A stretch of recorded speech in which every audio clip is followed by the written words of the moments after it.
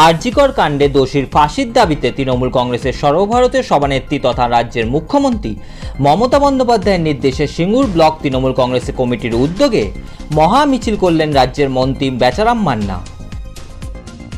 হাজার হাজার মানুষ এদিন এই মহা মিছিলে উপস্থিত হন। এর পাশাপাশি এদিন শ্রীরামপুরেও এরকম মহা মিছিলের আয়োজন করেন শ্রীরামপুরের সাংসদ কল্যাণ বন্দ্যোপাধ্যায়।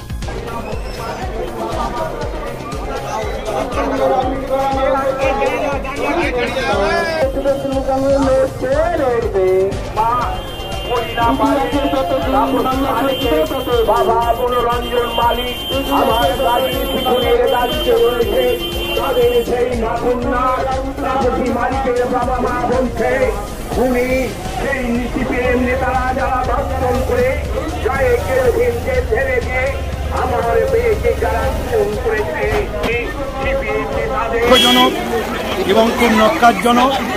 আমাদের দাবি, মুখ্যমন্ত্রী নিজেও বলেছেন যে আসামিকে ফাঁসি দিতে হবে এবং তিনি গাইডলাইন বেঁধেছিলেন রাজ্য পুলিশকে যে আজ রবিবার পর্যন্ত, কিন্তু তার আগেই হাইকোর্ট সিবিআইকে দিয়েছে। আমরা হাইকোর্টের রায়কে মাথা পেতে নিয়েছি। আমরা সিবিআইয়ের কাছে দাবি রাখছি অবিলম্বে তদন্ত শেষ করে যাতে দোষীদের ফাঁসি হয় তার ব্যবস্থা করা। এবং এই নিয়ে যারা রাজনীতি করছে, সিপিএম বাম রাম সিপিএম বিজেপি, তারা এই খুনকে নিয়ে পশ্চিমবঙ্গে একটা রাজনীতি করবার চেষ্টা করছে। আজকে তার বিরুদ্ধেই নেত্রীর নির্দেশে প্রতিটা ব্লক ও টাউনে আজকে প্রতিবাদ মিছিল হলো এবং সেই মিছিল আজকে সংগঠিত হলো সিঙ্গুরের বুকে। এবং আপনারা জানেন যে এই সিবিআই আমাদের সিঙ্গুরের তাপসী মালিকের তারা খুনের তদন্ত করেছিল, কিন্তু আজও তাপসী মালিকের খুনিরা আজকে শাস্তি হয়নি। তাপসী মালিকের বাবা, তাপসী মালিকের মা বিচার পায়নি। আজকে সেই জন্য আমরা চাই যে এইরকম ঘটনা যেন না হয়।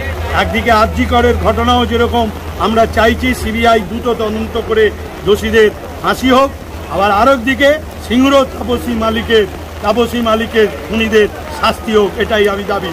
তার কারণ আজকে যে সিপিএম যে বিজেপি আজকে রাস্তায় নেমে মিছিল করছে, যারা আজকে সিপিএম ছিল কালকে বিজেপি হয়েছে, আজকে সেই সিপিএম বিজেপি একযোগে এই তাপসী মালিককে ধর্ষণ করে খুন করেছিল।